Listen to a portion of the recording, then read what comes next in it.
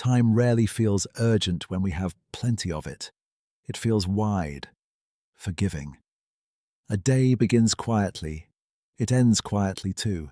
And somewhere in between, hours slip through small gaps we barely notice.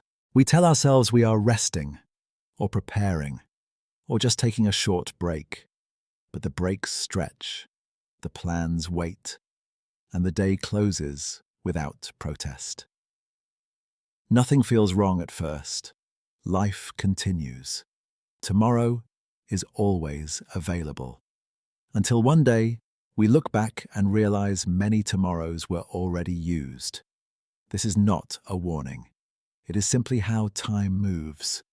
And this is where the story begins. Rohan believed he had time. Not unlimited time, but enough. Enough to start later. Enough to delay things he didn't feel ready for. Every morning he made a mental list. Finish that task. Learn that skill. Work seriously on his goal. Then he opened his phone, just to check something small. Minutes passed, then more. By afternoon he felt busy. Messages replied, videos watched, articles half read. By night he felt tired and strangely unsatisfied. He would say, "Today went fast. I was occupied the whole day." Yet when he looked at his life over weeks, nothing meaningful had moved. He promised himself change, but always from tomorrow. He had plans, clear ones. He wanted to grow in his career, improve his health, build something meaningful for himself. Yet every plan lived in the future.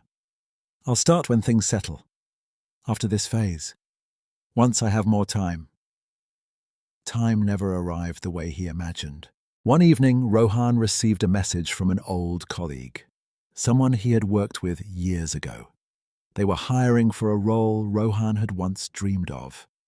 The message was simple. "Thought of you, but the deadline is tonight."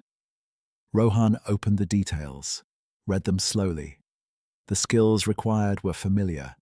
Things he had planned to learn, things he had bookmarked, courses he had saved for later. He felt confident at first, then unsure. He realized something uncomfortable. He wasn't ready.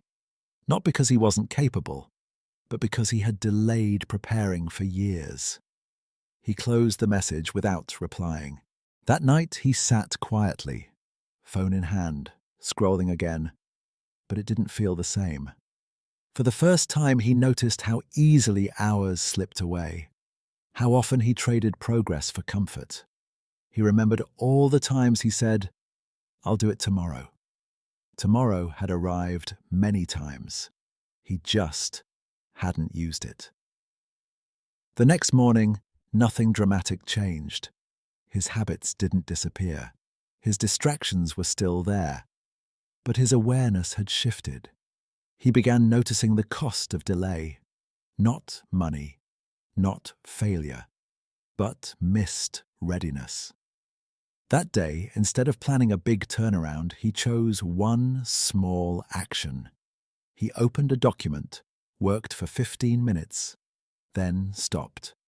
No motivation speech, no grand promise.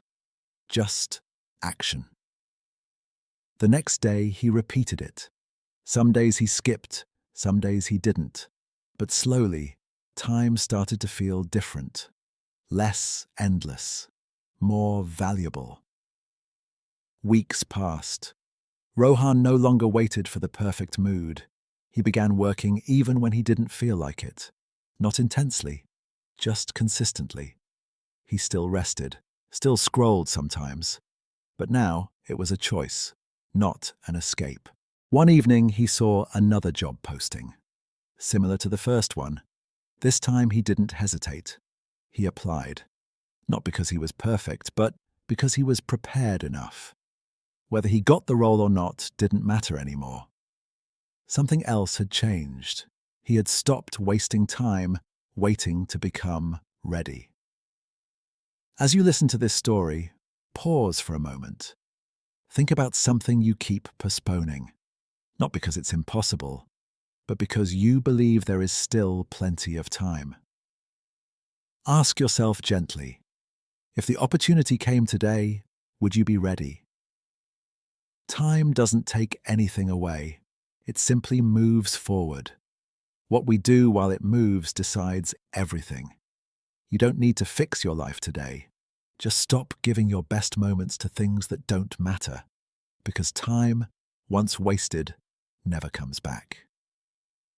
But the next moment is still in your hands.